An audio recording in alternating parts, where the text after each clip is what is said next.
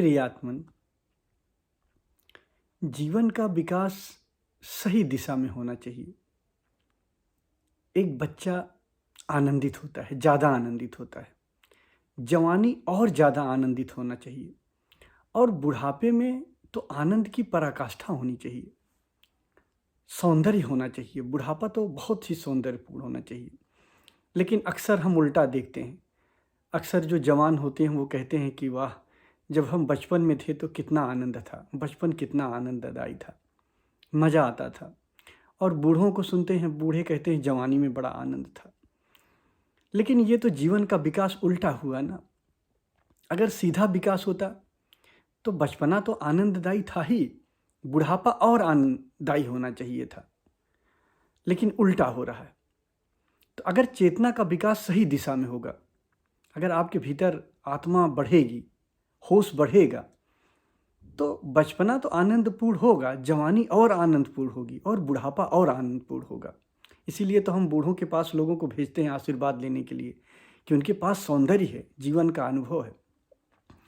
एक आंधी आई उनके जीवन में, जीवन का अनुभव हुआ, विचार में जिए, संसार में जिए। अब संसार से ऊपर उठ चुके हैं, अब मुक्ति के रास्ते की तरफ हैं। अब उनका सौंदर्य देखने लायक है। तो जनक का विकास अब सीधी दिशा में हुआ। जनक बच्चे की तरह हो गए हैं। जनक बार बार कह रहे हैं आश्चर्य है, आश्चर्य है, आश्चर्य से भर गए हैं, बार बार संबोधन कर रहे हैं आश्चर्य का। तो ऐसे ही विकास होना चाहिए। अगला श्लोक है, अहो दुख का मूल द्वैत है, उसकी औषधि अन्य कोई नहीं। यह सब दृश्य मिथ्या है, मैं एक शुद्ध चैतन्य रस हूं। कह रहे हैं दुख का मूल द्वैत है। आप होशपूर्ण रहते हो, आप चैतन्यपूर्ण रहते हो। चैतन्य में जैसे ही कोई विचार उठता है, जैसे ही कोई द्वैत आता है, कोई वासना उठती, कोई चाह उठता है, दुख पैदा हो जाता है। आप बताओ, अगर आपके भीतर चाह ही ना पैदा हो, चाह ही न बने, कोई वासना ना ही उठे, तो कोई आपको दुखी कर सकता है? आप सोचो कि अगर आपके भीतर कोई चाह पैदा ना हो, एक होश की ऐसी अवस्था में आप पहुंच जाओ जहां कोई चाह ही पैदा ना हो, तो दुनिया में कोई आपको दुखी कर सकता है? आप दुखी नहीं हो सकते हो। लेकिन अगर चाह पैदा हो गई, वासना पैदा हो गई है, तो आप दुखी रहोगे, भिखारी बने रहोगे, मांगते रहोगे हर किसी से। तो अगर आप होश की एक ऐसी अवस्था पा गए जहां कोई चाह ही नहीं पैदा होती है, कोई वासना ही नहीं उठती, तो आप सम्राट हो। वही कह रहे हैं। अगला श्लोक, मैं बोध मात्र हूं, किंतु मेरे द्वारा अज्ञान से उपाधि की कल्पना की गई है। इस प्रकार नित्य विचार करते हुए मैं निर्विकल्प में स्थित हूँ। ये जो उपाधियाँ होती हैं कि मैं डॉक्टर हूँ, मैं इंजीनियर हूँ, मैं इतने बड़े पद पे हूँ, मैं इतने छोटे पद पे हूँ, ये सब कल्पना मात्र है। सोचो, जब जन्म होता है तो हम किसी न किसी संप्रदाय में हमारा जन्म हो जाता है, चाहे हम हिंदू हों, मुस्लिम हों, सिख हों, ईसाई हों, कहीं भी हमारा जन्म हो जाता है। तो जहाँ जन्म होता है, जब जन्म होता है तो वो क्या आपके भीतर वो संप्रदाय होता है? आप एकदम कोरे होते हो। लेकिन धीरे धीरे आप जिस संप्रदाय में होते हो, जहाँ होते हो, उसी तरह से आप मानने लगते हो, उसी तरह से आप जीवन जीने लगते हो। आप कोरे हो। वो जो आप परम कॉन्शियसनेस की अवस्था में पहुँचते हो, शुद्ध चैतन्य जब होते हो, तो वहाँ कोई उपाधि नहीं, वहाँ कुछ भी नहीं, वहाँ सिर्फ आपका होना मात्र होता है। उसी के बारे में बता रहे हैं। अगला श्लोक, आश्चर्य है, मुझ में स्थित हुआ विश्व वास्तव में मुझ में स्थित नहीं है, इसलिए न मेरा बंध है न मोक्ष है। आश्रय रहित होकर मेरी भ्रांति शांत हो गई है। जनक अपने गुरुदेव से कह रहे हैं कि मुझ में स्थित हुआ विश्व वास्तव में मुझ में स्थित नहीं।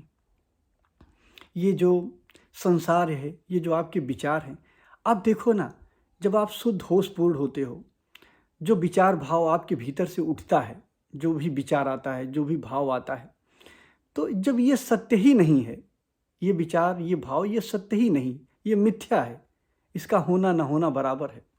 तो वही कह रहे हैं कि मुझ में स्थित हुआ विश्व वास्तव में मुझ में स्थित नहीं है। ये मुझ में है ही नहीं, ये है ही नहीं। तो जब है ही नहीं तो मुझ में और बाहर की कोई बात ही नहीं है। इसलिए न मेरा बंध है न मोक्ष है। मोक्ष तो तब हो जब मेरा बंधन हो। मैं बंधा ही नहीं हूँ, मैं कॉन्शियस हूँ, मैं चैतन्य हूँ। अब बताओ चैतन्य को किसने बांधा है? कौन बांधे रखा है चैतन्य को? कोई चैतन्य को बांध सकता है? चैतन्य ही गलती से खुद को बंधा हुआ समझ लेता है। जो विचार या जो भाव आ गया उसी को मान लेता है। जैसे आप डॉक्टर हो गए या कोई आपको भ्रम आ गया, कोई दुख आ गया, तो आप अपने आप को वही मानने लग जाते हो। तो जब वही मानने लग जाते हो तो आप उसमें बंधे होते हो। वास्तव में चैतन्य, आप चैतन्य हो, होशपूर्ण हो, कॉन्शियस हो, तो आपको बांध कौन सकता है? आपके सिवाय कुछ है ही नहीं है, तो बंधन कैसे होगा? आप आश्रय रहित हो। फिर आगे का श्लोक है, निश्चय ही शरीर युक्त यह विश्व कुछ भी नहीं है, यह शुद्ध चैतन्य मात्र आत्मा है, तो इसकी कल्पना ही किसमें है? ये शरीर युक्त विश्व कुछ भी नहीं, जो शरीर हमें दिखाई देता है। ऐसे आप सोचो, आज जितनी शरीरें दिखाई दे रही इस संसार में, आज के ठीक 100 साल बाद क्या ये शरीरें रहेंगी? ये गायब हो जाएंगी, फिर कोई नई शरीर आ जाएगी। तो जहाँ परिवर्तन हो रहा है, जो परिवर्तित हो रहा है, जो बदल रहा है, वो मैं कैसे हो सकता हूँ? मैं तो शुद्ध चैतन्य हूँ। नई शरीर आ जाएगा, फिर नई शरीर आ जाएगा, तो ये जो नई शरीरें आ रही हैं, तो इसमें मेरा क्या लेना देना है? हाँ, मेरी उपस्थिति में ये शरीरें आ रही। देखो, चैतन्य की उपस्थिति में, होश की उपस्थिति में शरीर अपना कार्य कर रही, मन अपना कार्य कर रहा, वाणी अपना कार्य, ये सब चल रहा है, सारी चीज़ें घट रही हैं, लेकिन इसमें मेरा क्या लेना देना? वही कह रहे हैं, मैं शुद्ध चैतन्य मात्र आत्मा हूँ। फिर अगला श्लोक, यह शरीर स्वर्ग, नरक, बंध, मोक्ष, भय कल्पना मात्र ही है, उसमें मुझ चैतन्य मात्र का क्या प्रयोजन? कितना बढ़िया है, सोचो कितना सुंदर श्लोक है। सुनो, फिर से सुनो आप इसे। यह शरीर तो आप जान रहे हो कल्पना मात्र है, क्योंकि शरीर जो आज है कल को नहीं रहेगी, तो वो कल्पना ही हुई, वो सत्य नहीं हो सकती है। फिर इन्होंने लिखा है स्वर्ग, ये जो स्वर्ग की बात हम लोग सोचते हैं, स्वर्ग नरक, ये भी कल्पना मात्र है, सपने हैं, ये भी तो विचारों के ही खेल हैं। देखो, बाहर का विचार हो या अंदर का विचार हो, रात में आप सपने देखते हो, अच्छी चीज़ें देखते हो। दरअसल मृत्यु के बाद और जन्म के पहले जो चेतना है, वो स्वप्नावस्था में रहती है। अब उस स्वप्नावस्था में आप जो सपना, वो चेतना देखती है, मतलब वो जो चेतना, जब हम कह रहे हैं तो मन की बात कर रहा हूँ, कि मतलब मृत्यु के बाद और जन्म के पहले ये जो मनोमय शरीर है, ये स्वप्नावस्था में रहता है।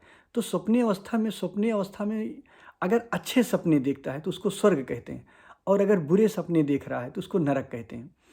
तो अगर मन ही मिट जाए, मन सत्य ही नहीं, जब मन ही नहीं सत्य है, तो ये स्वर्ग नरक भी तो असत्य हुआ। लेकिन कब संभव है? जब कॉन्शियसनेस इतनी हो जाए, जब आप चैतन्य हो जाओ, जब आपको ये अनुभव हो जाए कि आप चैतन्य हो।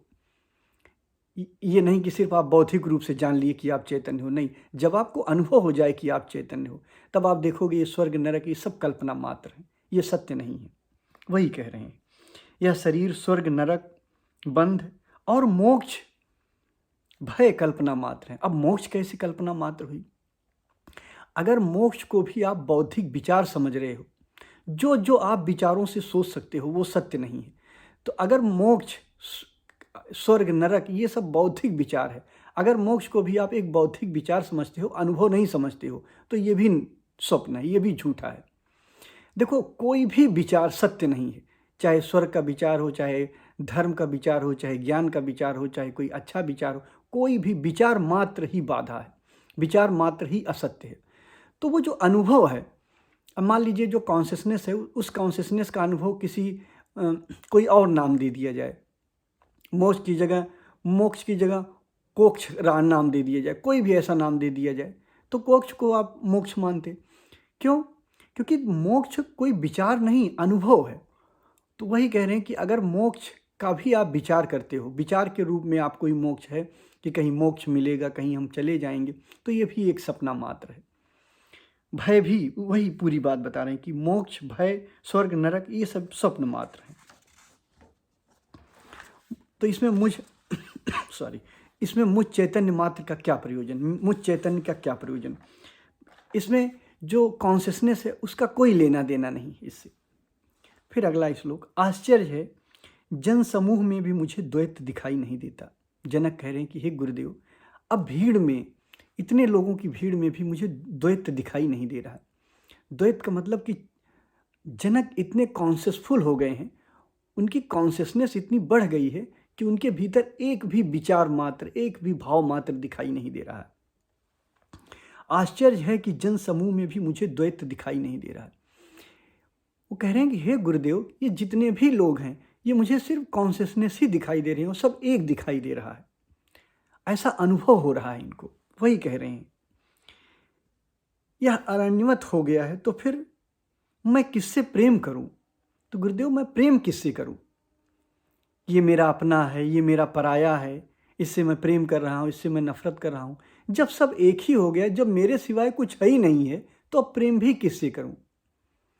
इसी को परम प्रेम कहते हैं, जो भगवान कृष्ण कहते हैं या भगवान बुद्ध कहते हैं, जो प्रेम की बात या जीसस कहते हैं, इसी को परम प्रेम कहते हैं। सच्चा प्रेम वही होता है कि जब दूसरे में भी आपको अपने आप को देखने लग जाओ। सच्चे प्रेम की परिभाषा भी यही होनी चाहिए कि अगर दूसरे व्यक्ति में, दूसरों में भी आप खुद को देखने लग जाओ, तो समझ लो ये सच्चा प्रेम है।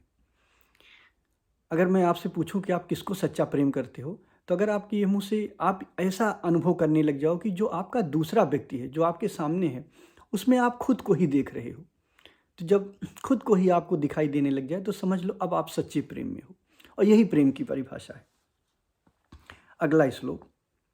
न मैं शरीर हूँ न मेरा शरीर है, मैं जीव नहीं हूँ, निश्चय ही मैं चैतन्य मात्र हूँ। मेरा यही बंध था कि मेरी जीने की इच्छा थी। क्या सूत्र है, क्या महावाक्य है, समझो। जीने की इच्छा कब होगी? जब मृत्यु का भय होगा। कल्पना करो, अगर मृत्यु का भय ही मिट जाए, अगर आपको ये पता चल जाए कि आप अमर हो, अमृत अमृत अमर पुत्र हो, अमृत को आप प्राप्त हो गए हो, सॉरी, आप अमर हो, अब आपके सामने कुछ ऐसा नहीं है कि जो मिटने वाला है। ये पूरा महाजीवन ही अमर है। अमरता का आपने अनुभव कर लिया। जैसे हम सुनते हैं कि आत्मा अमर है, ऐसा सुन लेते हैं कि लोग बता देते हैं कि आत्मा अमर है, लेकिन सच्चाई में अमर हम तो समझते तो हैं कि आत्मा अमर है, जोर जोर से चिल्लाते हैं, लेकिन कहीं न कहीं मैं जानता हूं कि यार मरूंगा तो है ही है, अमर कहाँ हुआ। लेकिन अगर सच में आप ये जान लो कि कोई मृत्यु ही नहीं है, जीवन ही जीवन है, अगर होश की एक आप ऐसी अवस्था प्राप्त कर लो कि मृत्यु के बाद भी आप बेहोश ना हो। जैसे जब आप होश की प्रैक्टिस करते हो तो होश, एक दिन आप जागते हुए होश पूर्ण हो जाते हो, फिर एक समय ऐसा आता है कि आप नींद में भी जागे हुए होते हो। मतलब नींद में आप सोते तो हो, लेकिन शरीर मन बुद्धि सो जाती है, आप जागे हुए होते हो। फिर एक घड़ी ऐसी आती है कि शरीर मन बुद्धि इस सब की मौत भी हो जाती, फिर भी आपके भीतर कोई जागा रहता, आप मृत्यु को भी देख लेते हो। जब आप मृत्यु को भी देख लो, मौत को भी देख लेते हो, जब आपको ये पता चल जाता है कि अब अमृत ही अमृत है, ऐसा अनुभव हो जाता है, तब आप बताओ, तब आप क्या मृत्यु से भय होगा? तब आपको मृत्यु से भय नहीं होगा। और मृत्यु से अगर भय नहीं होगा तो ये श्लोक सही हो जाएगी। यही बंध था कि मेरा जीने की इच्छा थी। फिर जीने की इच्छा कैसी? अब तो महाजीवन है, अब मृत्यु ही नहीं है, तो मृत्यु ही नहीं तो जीवन ही जीवन है, मृत्यु का भय नहीं। जहां मृत्यु का भय खत्म, वहां जीने की इच्छा खत्म। अब तो हूं ही, कौन इच्छा करेगा जीने की? अगला श्लोक। आश्चर्य है कि अनंत समुद्र रूपी मुझ में चित्त रूपी हवा के उठने पर शीघ्र ही विचित्र जगत रूपी तरंगे पैदा हो जाती। सोचो, आप ध्यान करते हो, सब लोग आप ध्यान करते हो, आप देखो जब ध्यान की अवस्था में होते हो तो कुछ भी नहीं होता, सब शांत होता है। लेकिन कोई एक विचार, कोई एक परिस्थिति आती है, जैसे दुख की परिस्थिति आ गई, अचानक आप ध्यान में बैठे हो, कोई आपका मित्र याद आ गया या कोई आपका शत्रु याद आ गया, उससे जुड़ी स्मृतियाँ याद आ गई, कितनी विचित्र तरंगे पैदा हो जाती। आप दुश्मनी निकालने लगते हो, झगड़ा करने लगते हो, मन ही मन आप कितना लड़ लेते हो। आप सबने किया होगा, अंदर ही अंदर गाली देने लगते हो। कोई आपको ऐसा अनुभव आ गया आपके मित्र के साथ जो बड़ा दुखद था, जबकि वो दुख जा चुका है, लेकिन आज आप कितने दुखी हो जाते हो उस अनुभव को याद करके, जबकि उस अनुभव की परिस्थिति आज नहीं है, लेकिन कुछ विचार आए और ऐसी घटना घट गई। वही कह रहे हैं। फिर अगला श्लोक। अनंत महासागर रूप मुझ में चित्त रूप वायु के शांत होने पर जीव रूपी व्यापारी के अभाग्य से जगत रूपी नौका नाश को प्राप्त होती है। जब विचार, भाव सोचो जो स्मृति आपको याद आई है आपके मित्र के बारे में, जो आपको याद आया है, जो विचार याद आया है, जब वो शांत होता है, जब समाप्त होता है, तो देखो वो जगत रूपी नौका शांत हो जाती है। मतलब वो जगत तिरोहित हो जाता है। कैसा जगत? जो झूठा था, जिसे आपने बना लिया था, एक माया जाल। एक आप बहुत सारे आपने चारों तरफ, एक बच्चा जब पैदा होता है देखो तो बड़ा शांत होता है, कहीं कुछ नहीं होता है, बड़ा कुतूहल से भरा होता है, आश्चर्य से भरा होता है, हर चीज़ को पूछता रहता है। बच्चे कैसे पूछते हैं, ये क्या है, ये क्या है, ये क्या है। लेकिन जैसे जैसे बड़े होते हैं वो सारा सौंदर्य खो जाता है, जवानी तक और खो जाता है, बुढ़ापे तक और खो जाता है।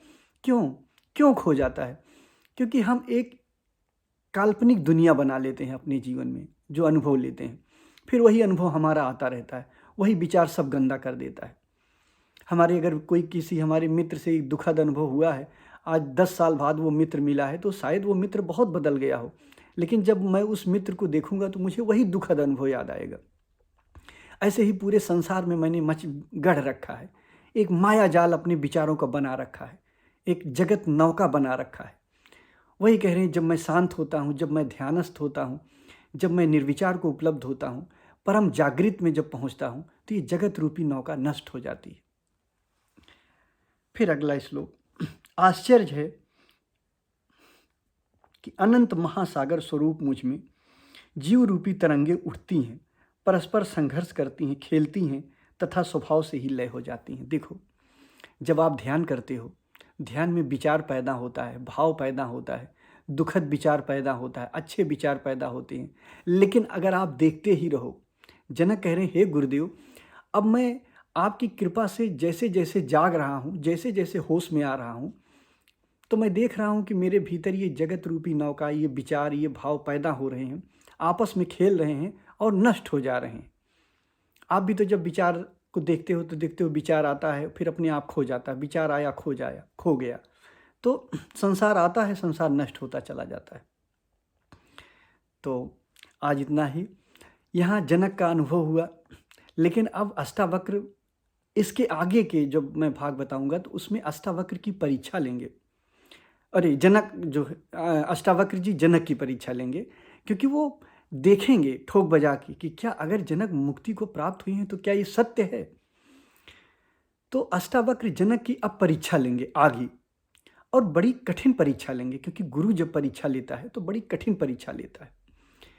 संसार में जब कोई प्रश्न पूछता है तो वो प्रश्न तो बड़ा साधारण होता है, लेकिन गुरु का पूछा गया प्रश्न वो बड़ा कठिन होता है, वो बड़े जीवन से आता है। उसमें झूठ अगर है तो वो छुप नहीं सकता है, झूठ पकड़ा जाएगा। तो अब भगवान अष्टावक्र यानी कि गुरु जनक की परीक्षा लेंगे आगे, तो इसके आगे मैं बताऊंगा। आज इतना ही, धन्यवाद।